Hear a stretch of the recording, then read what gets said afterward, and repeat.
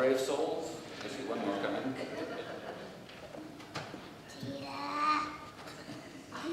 Okay? You bumped your head there. Good morning. Good morning. That was one little weak good morning. It's a day God created. It's a good morning. So let's try again. Good morning. Good morning. Very good. I know it could be better if it started raining, but it hasn't yet.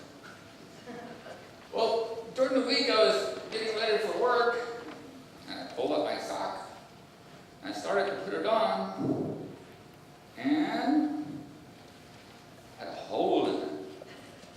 Well, that was no good. Well, I didn't have time right then and there to fix my socks, so I said, well, I'm doing children's sermon this Sunday. Maybe I'll have time for the children's sermon. So, somebody caught the humor of it. So I brought a needle and some thread that I could use.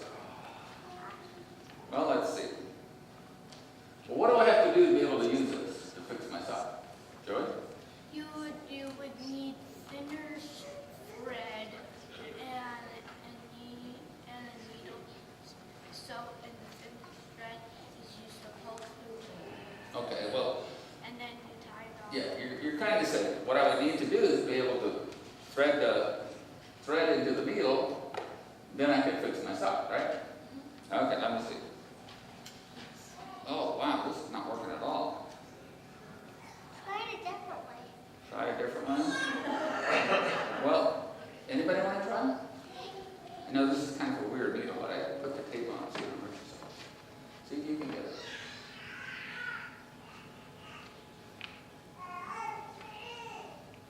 And you know what? You want to try it real quick? Yeah. Okay. I think I Well, you were getting pretty close. I was close. Joey, you could do it. Joey, you could do it. Oh, wow, he's a professional here. He's tearing it apart. Okay, at least half the string.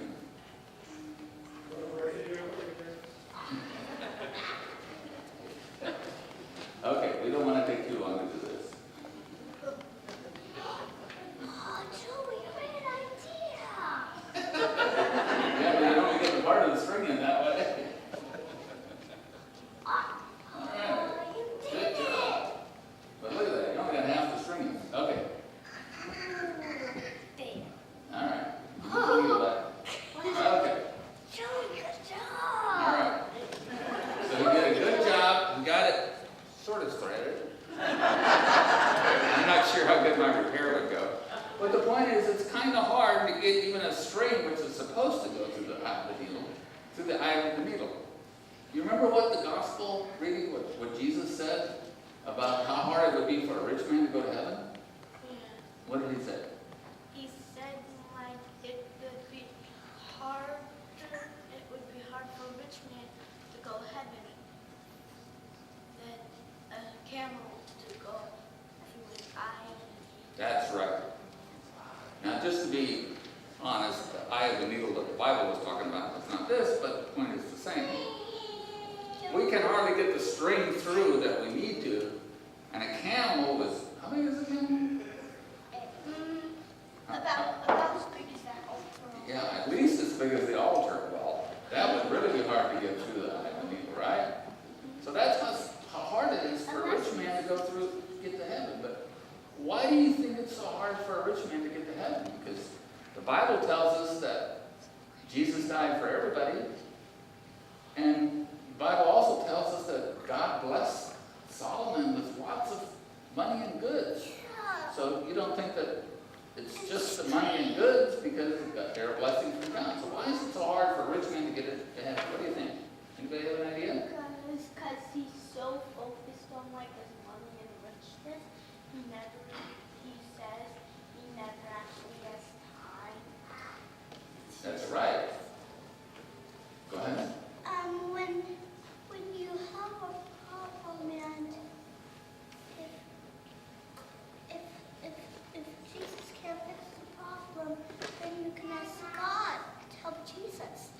Yeah, well, Jesus and God are the same. They work together. So that's good. But the reason it's so hard for a rich man to get into heaven is like Joey said. have a lot of possessions, you tend to start hanging on to them, and you're more focused, and you want to have them instead of God.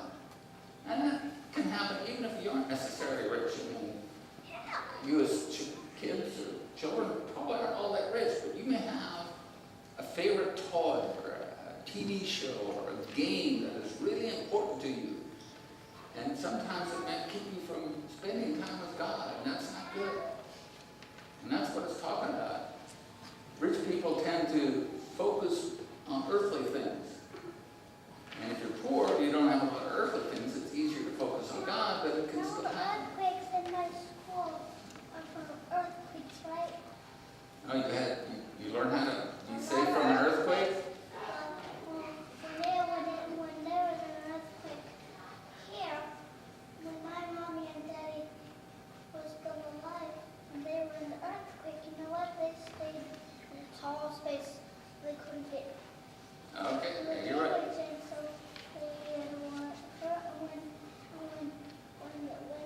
when the whole entire city came back to normal, which is right now,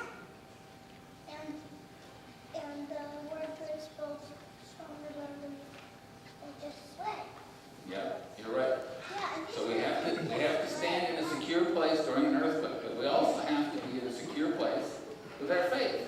And that is to put God first in our lives and enjoy the possessions that He blesses us with, but not put them ahead of God. So let's ask Him real quick in a prayer. Help us do that. Dear Jesus, thank you for all the blessings you give us. Help us to remember, though, that there are blessings for us to enjoy, but you need to be first in our life. Thank you for loving us. In your name we pray. Amen. Thank you for coming out and